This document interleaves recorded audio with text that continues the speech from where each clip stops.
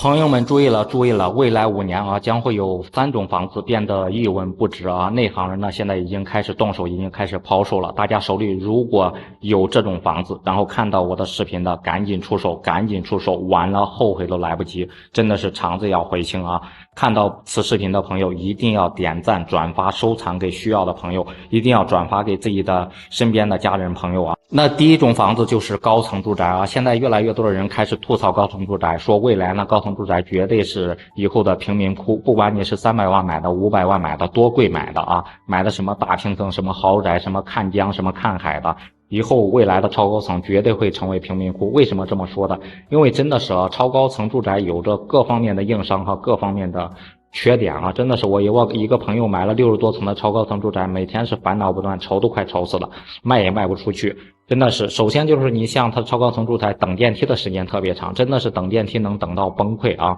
每天上班都迟到。那第二点就是超高层住宅的维修难度特别大，你现在的消防云梯只有够个100多米吧，你万一发生火灾，万一停电，包括10年、20年之后，整个超高层住宅的外墙出现了破损破裂，谁去维修呢？谁能维修呢？所以说呢，真的是住在这个超高层住宅里面，未来会有很多的担心和忧虑啊。那第二类房产就是小产权房啊，也就是大家所说的什么各种公寓啊，因为现在很多人呢，可能在城市里面，特别是女性啊，单身的女性，特别是大龄剩女，她在城市里面可能买个商品房70年产权的，要付首付，包括后面的还贷的压力特别大，所以说干脆就高不成低不就，选一个公寓吧，因为整个公寓可能面积小一点，然后自己的支出没有那么大，先买一个公寓，然后凑合着自己住，看看行不行。就是选择这个小产权房啊，以后会出手会变现越来越难，因为小产权房大家都知道啊，只有40年的一个产权，再加上它是商水商电，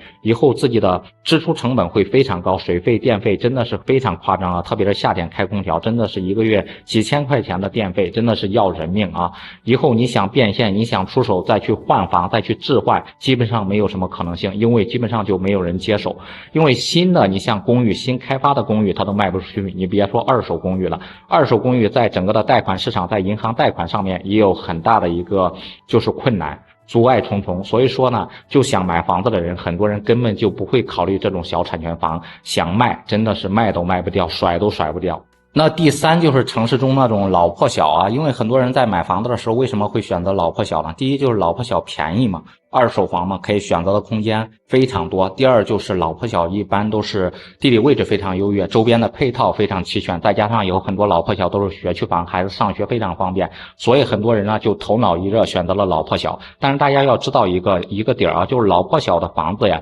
将来自己要想变现真的是非常非常的难啊，因为现在的新房商品房层出不穷，一大堆的库存，也就是说很多人即使是刚需用户，他想去选择老破小的概率也非常低，毕竟居住环境特别的恶劣，特别的差嘛，而且呢有可能房子漏水，各种的隐患，去维修包括它的物业也跟不上，物业配套真的是让人头疼的一个问题，一般都是用的那种小物业，只收物业费不干事的。再加上呢银行就是现在放贷对房龄有要求，你在房龄在10年20年往上的，银行就根本不给你放贷，不给你放贷，你下一个接手的或者是接盘的有可能买房需求的人家根本就无法买你的房子，你怎么套现，怎么变现，怎么卖出去呢？所以说未来5年呀，咱们刚才说的这3类房子将会变得一文不值，真的是如果自己打算买，赶紧打消这个念头，如果自己手里有，赶紧去抛售啊！看完此视频一定对你具有非常重要的意义和参考价值，喜欢视频的朋友多多点赞关注支持。